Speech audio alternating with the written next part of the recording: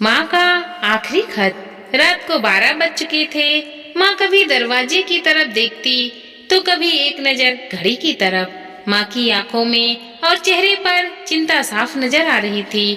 थोड़ी ही देर में दरवाजे की घंटी बजी। मानो काफी तेज से दरवाजा खुला और सामने बेटे और बहू मान्यता को देखकर पूछा, इतनी देर क्यों हो गई? मैं कब से तुम्हारी राह देख रही थी। माँ, मैं अब छोटा नहीं हूँ, तुम मेरी चिंता मत किया करो।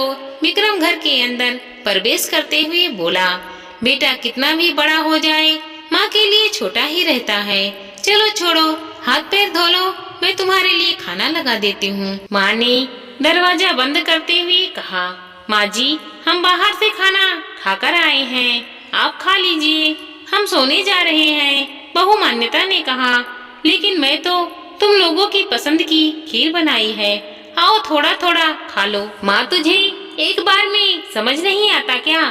तेरी बहू ने कहा ना, हम बाहर से खाना खाकर आए हैं, क्या परेशान करती है? जा तू खीर खा ले और सो जा, और हमें भी शांति से सोने दे। माँ अकेले कैसे खीर खा सकती थी और उसे बिना खाए नींद कैसे आ सकती थी?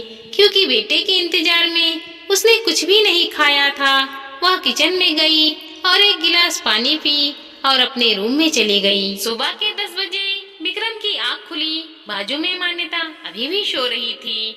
विक्रम हॉल में आया तो लैपटॉप के पास रखी एक चिट्ठी पर उसकी नजर पड़ी।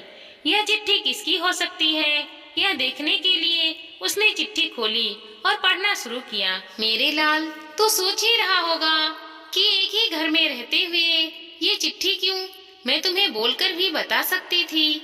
हाँ, बता सकती थी। अगर तू मेरी बात सुनना चाहता तो किसी एक्सप्रेस गाड़ी की तरह तू आता है और कुछ ही पल में निकल जाता है। खैर, वो सब जाने दो। कल तुम्हारा जन्मदिन था, इसीलिए मैंने खीर बनाई थी। सोचा कम से कम आज के दिन साथ में बैठकर खाना खाएंगे। मगर यह बात मैं भूल गई थी कि मेरा बेटा बड़ा हो चुका है, तो अपने दोस्तों के साथ पार्टी करके खाना खाकर आएगा। चलो, मुझे इस बात की खुशी हुई। मेरी दवाई खत्म हो गई है।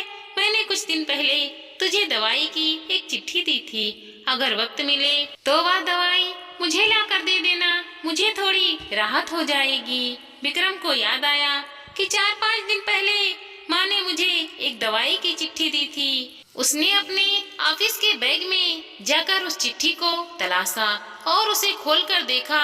उसमें लिखा था, मुझे ऐसी दवाई ला कर दो जिससे मैं अपने बेटे को भूल सकूं।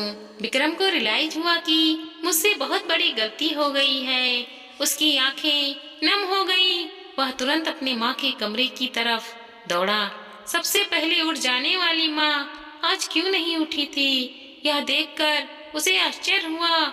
उसने माँ को उठाने की काफी कोशिश की, लेकिन माँ एक गहरी नींद में सो चुकी थी। विक्रम के पास फूट फूट कर रोने के अलावा और कोई चारा नहीं बचा।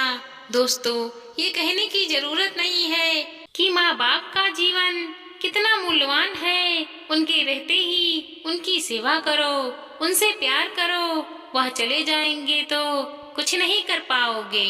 दोस्तों, हमारा ये छोटा सा वीडियो आपको अच्छा लगे तो लाइक करें, शेयर करें और सब्सक्राइब करें। धन्यवाद दोस्तों।